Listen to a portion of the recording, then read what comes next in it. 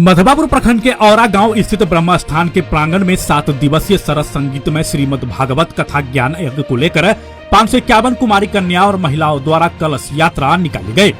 वैदिक मंत्रोच्चार के साथ अयोध्या के कथा व्यास श्याम जी महाराज के सानिध्य में भागवत कथा के पुस्तक की पूजा अर्चना कर मुख्य यजमान रामकिशोर शाह और अनिल शाह द्वारा संकल्प लेकर कलश शोभा यात्रा निकाली गई, जो गाजेबाजी के साथ यज्ञ स्थल से निकलकर बलवा गांव का परिभ्रमण करते हुए सहार घाट स्थित धौस नदी किनारे पहुंचे, जहां अयोध्या से आए हुए पंडितों द्वारा वैदिक मंत्रोच्चार के साथ जलबोझी कराया गया, जिसके बाद पुनः यज्ञ स्थल पहुंचकर कलश को स्थापित किया गया।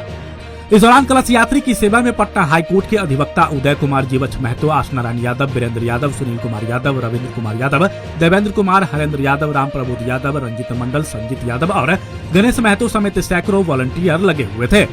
इस धार्मिक अनुष्ठान में हजारों की संख्या में महिला पुरुष शामिल हुए। इस अवसर पर महाराज जी ने बताया कि हर मनुष्य को अपने जीवन में भागवत प्राप्ति का मार्ग अपनाना चाहिए।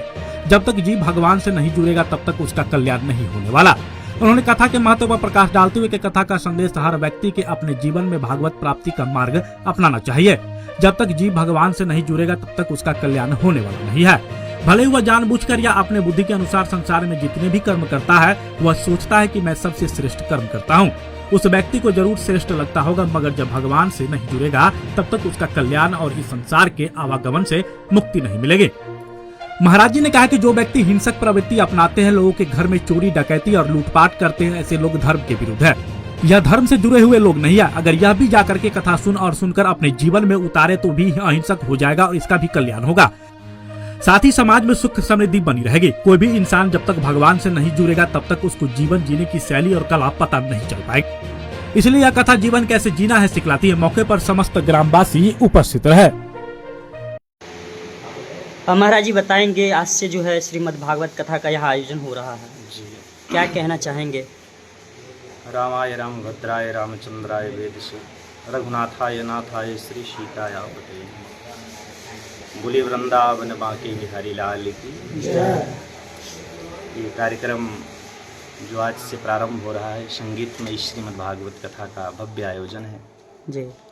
इस आयोजन के मुख्य कार्यकर्ता हमारे बड़े ही लाडले, बड़े ही प्यारे बाबू अनिल जी, जो कि इस कथा की व्यवस्था को संभाल रहे हैं, और उनके साथ में सहयोगी गण सभी को ये दास श्याम जी बार बार साधुवाद प्रदान करता है। और इस मधुबनी जिला के और सब नगर के जितने भी श्रोता बंधु हैं, जितने भी भक्तगण हैं, भगवान की कृपा के जितने भी रसिक हैं, सब आकर के श्रीमद् भागवत महापुराण की अमृतमयी कथा में गोता लगावें और अपने जीवन को धन्य बनावें। क्योंकि कहते हैं कि भाग्योदयेन बहुजन्म समर्जितेन सत्संगमम च लभते पुरुषो यदावि अज्ञान हेतु कृत मोह मदांधकारम नाशम विधाय हि तदोदयते विवेका। कई जन्मों के पुण्य जब उदय होते हैं मेरे प्यारे, तो भगवान की ऐसी कृपा होती है कि भागवत कथा श्रवण करने का अवसर मिलता है। और ये हमारे अनिल बाबू के अथक प्रयास से ये कार्यक्रम आज से प्रारंभ हो रहा है। 551 कलश के द्वारा, सौभाग्यवती स्त्रियों के द्वारा, कन्याओं के द्वारा कलश शोभा यात्रा भी कुछ ही क्षणों में प्रारंभ होगी। और 17 तारीख से शाम 4 बजे से संगीतमयी श्रीमद् भागवत कथा का भव्य आयोजन है।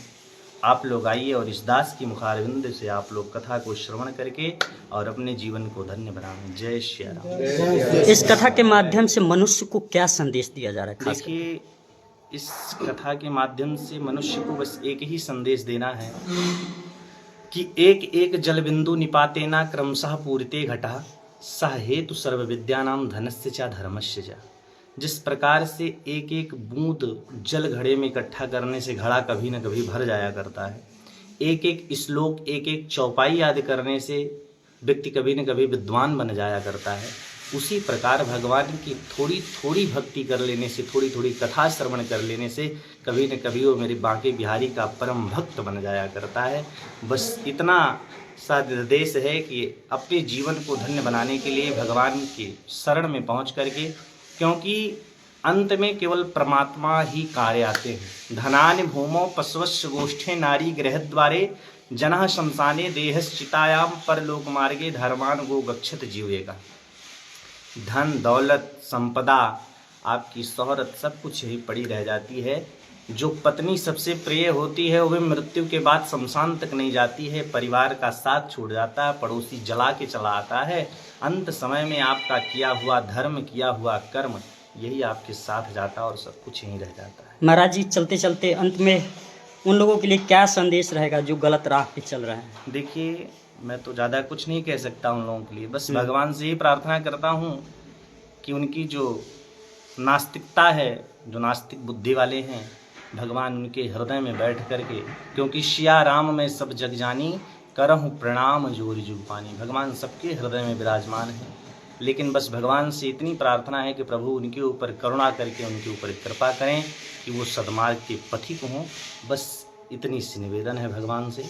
अपना परिचय देंगे?